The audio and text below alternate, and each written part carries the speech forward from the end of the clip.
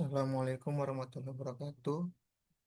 Mohon izin memperkenalkan diri, saya Abdul Munir dari kelas AK 701, mata kuliah Akuntansi Keuangan Keberlanjutan. Pada kesempatan kali ini, saya akan mencoba memaparkan hasil pengerjaan eh, pemenuhan tugas UTS untuk kelompok 6, yaitu terkait dengan analisis laporan keberlanjutan PT ITMG atau Indo Tambang Raya Megah Tbk tahun 2024. Untuk profil perusahaan, sekilas perusahaan itu sejarahnya didirikan pada 2 September 1987 dan memulai operasi komersialnya pada tahun 1988. Untuk pencatatan saham IPO-nya itu pada tanggal 18 Desember 2007 dengan kode ITMG. Kepemilikannya anak usaha Banpu Public Company Limited Thailand melalui Banpu Mineral Singapura dengan kepemilikan saham 65,45%. Untuk lokasi kantor ada di Pondok Indah Office Tower 3, Jakarta Selatan. Komitmen untuk ESG dan transformasi, yang pertama, prinsip ESG-nya menerapkan environmental, social, and governance dalam setiap aspek operasional untuk kelanjutan bisnis. Yang kedua, transformasi energi, sedang bertransformasi menjadi perusahaan energi yang lebih ramah lingkungan dan cerdas. Layak energi berkelanjutan, yaitu mengembangkan inisiatif seperti pembangkit listrik tenaga surya dan pemasaran energi. Yang keempat, transparansi, publikasi laporan keberlanjutan secara berkala sebagai wujud akuntabilitas kepada pemangku kepentingan. Atas aspek lingkungan, ada 3 poin, yaitu komitmen pengelolaan emisi.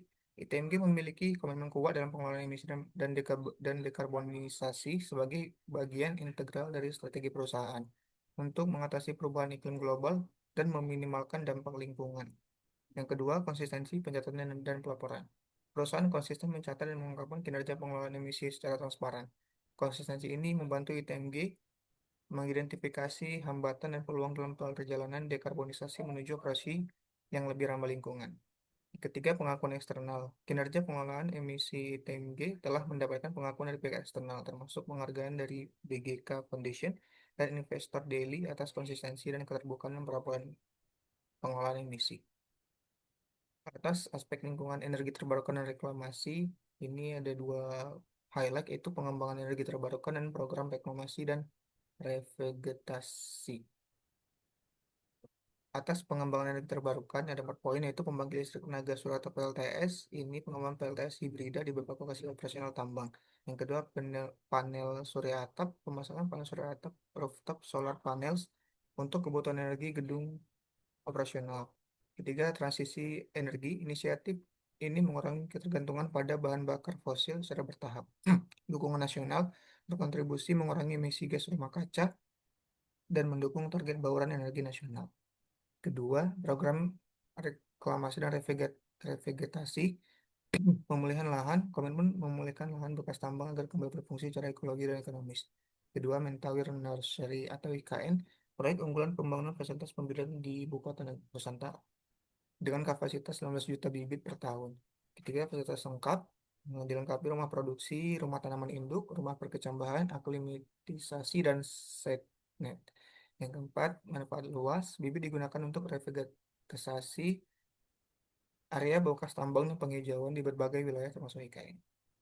Untuk aspek lingkungan, pengelolaan kualitas air, udara, dan keanekaragaman hayati, ada 3 poin, yaitu pengelolaan kualitas air, pemantauan rutin kualitas air sungai dan bahan air sekitar area tambang. Sistem pengelolaan mencakup pengelolaan air tambang sebelum dibuang ke badan air penerima, pengendalian sedimentasi, dan pengelolaan drainase tambang yang efektif. Kedua, pengelolaan kualitas udara, pengendalian debu melalui penyiraman jalan tambang, pengendalian emisi dari pelaturan dan kendaraan tambang, serta pemantauan kualitas udara ambien secara berkala di wilayah operasional dan sekitarnya. Ketiga, pengelolaan keanekaragaman hayati, monitoring biodiversitas, identifikasi spesies dilindungi, dan strategi konservasi. Program meliputi perlindungan habitat satwa liar, penangkapan satwa langka, serta kerjasama dengan lembaga konservasi untuk pelestarian spesies endemik. BTMG juga melibatkan masyarakat lokal dalam program konservasi untuk meningkatkan kesadaran dan partisipasi aktif dalam upaya pelestarian lingkungan di sekitar wilayah operasional. Untuk aspek sosial, yaitu pemberdayaan K3, membangun masyarakat mandiri dan budaya keselamatan kerja. Atas pemberdayaan masyarakat itu ada 3 poin, yaitu program ekonomi, pelatihan keterampilan, pengembangan UMKM, dan fasilitas akses pasar bagi produk lokal. Kedua, integrasi budaya meliputi program pemberdayaan yang terintegrasi dengan pelestarian budaya lokal. Ketiga, ekonomi kreatif meliputi mendorong pengembangan ekonomi kreatif masyarakat melalui seni dan budaya.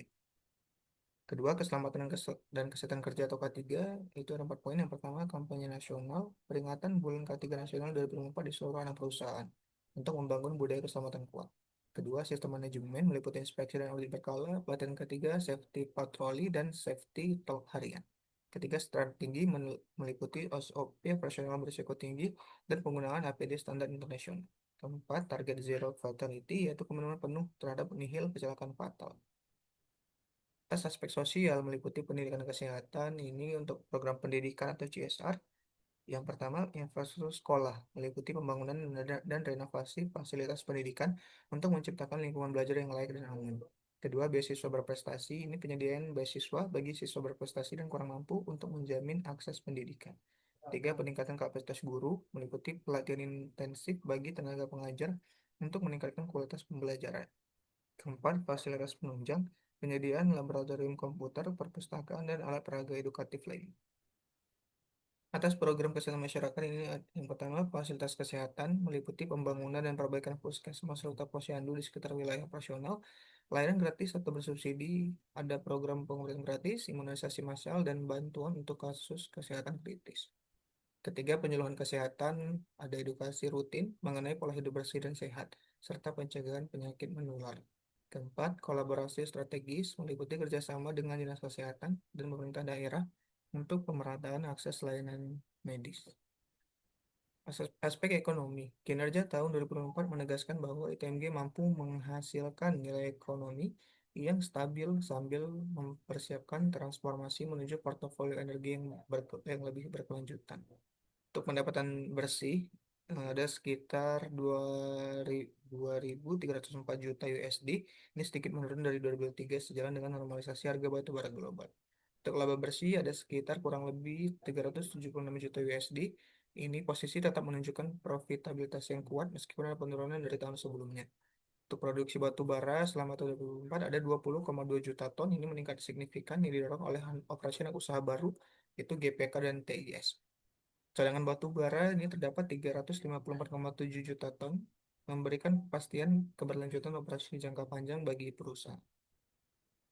Untuk aspek ekonomi diversifikasi PPN dan efisiensi, untuk diversifikasi dan transisi energi ada 4, yaitu kontrak proyek PLTS ini mencapai 61,3 MWP atau megawatt peak hingga akhir tahun 2024.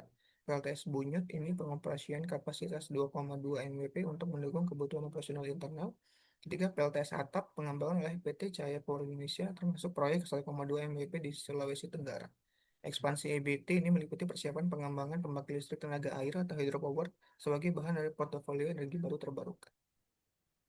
Untuk total kontrak proyek tenaga surya 2024 ada sebanyak 21,3 MW. PPM dan efisiensi operasional ini ada 3 poin, yaitu digitalisasi, meliputi implementasi dashboard kinerja dan sistem geotagging untuk pengawasan lingkungan dan efisiensi. Efisiensi energi meliputi penurunan intensitas energi menjadi 0,15 GJ per ton, dan kendaraan listrik ini uji coba EV pada proyek operasional untuk menekan biaya energi dan emisi karbon. Realisasi dana PPM untuk 53 desa rampingan ini sebanyak 24,5 miliar. Pencapaian proper 2024. Yang pertama ada IMM atau dengan partisipasi PT Indominco Energi Mandiri, ini peringkat hijau. Berikutnya ada JBG dengan partisipasi PT Jorong Baru Tama Greston, ini peringkat hijau. TCM ini partisipasi PT Truba Inga Coal Mining peringkat biru, dan BK partisipasi PT Barinto Eka Tama dengan peringkat biru. Untuk dasar penilaiannya, surat keputusan Menteri Lingkungan Hidup, Kepala Badan Pengendalian Lingkungan Republik Indonesia Nomor 129 Tahun 2005 tentang hasil penilaian peringkat kinerja perusahaan dalam pengelolaan lingkungan hidup tahun 2023-2024. Makna predikat proper hijau dan biru ini untuk peringkat hijau sendiri artinya melampaui kepatuhan. Perusahaan tidak hanya memenuhi peraturan tetapi menetapkan pengelolaan lingkungan yang inovatif dan berkelanjutan melebihi standar dasar hukum. Kedua, efisiensi sumber daya menunjukkan upaya signifikan dalam efisiensi energi, pengelolaan air, dan pengurangan emisi gas rumah kaca. Ketiga, inisiatif konservasi memiliki program konservasi alam yang nyata seperti penghijauan atau perlindungan keanekaragaman hayati.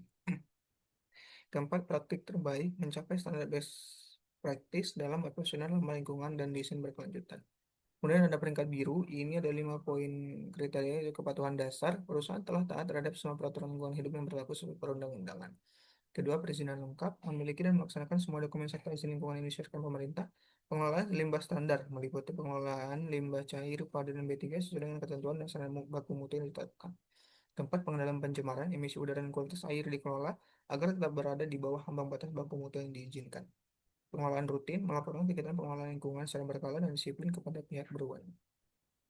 Untuk kontribusi terhadap SDGs, ini ada 8 poin, yaitu no poverty, menciptakan lapangan kerja, melibatkan mitra lokal, dan menjalankan program PPM untuk meningkatkan pendapatan dan kemandirian ekonomi masyarakat di sekitar tambang.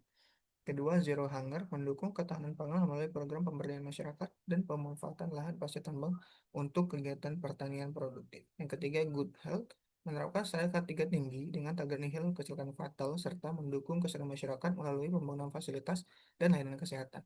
Yang keempat, quality education, menjalankan pilar belajar bersama ITM melalui beasiswa, renovasi sekolah, pelatihan guru, dan peningkatan literasi masyarakat serta pelatihan karyawan. Kelima, gender equality, menerapkan kebijakan ketenagakerjaan yang diskriminatif berbasis meritokrasi, memberikan kesempatan yang sama bagi perempuan dalam lingkungan kerja pertambangan. Keenam, clean water, mengelola air tambang dan effluent secara ketat sesuai baku mutu lingkungan untuk menjaga kualitas sumber daya air bagi ekosistem dan masyarakat sekitar. Yang ketujuh, clean energy, mengembangkan energi terbarukan PLTS hybrid hydropower sebagai bagian dari transformasi bisnis menuju ekonomi rendah karbon dan pengurangan emisi. Yang ke-8, design work, menyediakan pekerjaan layak untuk dengan standar keselamatan tinggi serta berkontribusi pada pertumbuhan ekonomi daerah dan nasional melalui operasional tanpa. Yang kesembilan, industri dan inovasi, mengembangkan infrastruktur tambang dan pelabuhan yang efisien, serta menerapkan digitalisasi operasional untuk meningkatkan produktivitas dan transparansi. Yang ke-10, reduce inequalities, mengurangi kesenjangan ekonomi melalui pelibatan mitra lokal dan pemberdayaan desa binaan di sekitar wilayah operasional, khususnya daerah terpencil. Ke-11, sustainable cities, melalui reklamasi pasca tambang dan rehabilitasi das untuk memastikan wilayah bekas tambang tetap produktif dan layak huni bagi komunitas sekitar. Kedua, responsible consumption, menerapkan prinsip efisiensi energi, pengelolaan limbah 3R, reduce, reuse, recycle, dan optimalisasi sumber daya alam setiap rantai nilai produksi. 13, climate action, menjalankan strategi dekarbonisasi melalui efisiensi energi, penggunaan EBT, dan pengembangan proyek karbon berbasis alam sesuai peta jalan emisi. 14, Life Below Water, meminimalkan dampak operasional terhadap ekosistem pesisir dan laut, terutama di area pelabuhan, serta mencegah pencemaran perairan. 15, Life on Land, merehabilitasi lahan pasca tambang, membangun persemaian mentawir, dan melestarikan keanekaragaman hayati sebagai bentuk tanggung jawab lingkungan. 16, Peace and Justice, menjalankan tata kelola perusahaan yang transparan, patuh dan regulasi, dan menerapkan kebijakan anti korupsi yang tegas dan akuntabel. 17, Partnership, berkolaborasi dengan pemerintah, akademisi, dan lembaga internasional, serta berpartisipasi dalam Global Compact untuk mencapai tujuan bersama. Kesimpulannya, atas aspek lingkungan, ini komitmen kuat pada dekarbonisasi, pengembangan energi terbarukan PLTS, serta keberhasilan reklamasi dan konservasi biodiversitas. Kedua, sosial, program pemberdayaan masyarakat yang berdampak, budaya K3 yang kokoh, serta kontribusi konsisten di bidang pendidikan dan kesehatan. Atas aspek ekonomi, kinerja finansial 2024 yang solid di tengah transisi energi, didukung efisiensi operasional dan strategi diversifikasi bisnis berkelanjutan. Proper dan SDGs, peringkat hijau dan biru membuktikan kepatuhan inisiatif lebih, kontribusi nyata pada SDGs, terutama negeri bersih, ekosistem darat, dan kerja layak. PT Indut Tambang Raya Megah Tbk telah menunjukkan transformasi nyata dari perusahaan batubara konvensional menuju perusahaan energi yang lebih hijau, inklusif, dan tangguh untuk masa depan yang berkelanjutan. Sekian presentasi dari saya. Atas lebih dan kurangnya saya mohon maaf. Wassalamualaikum warahmatullahi wabarakatuh.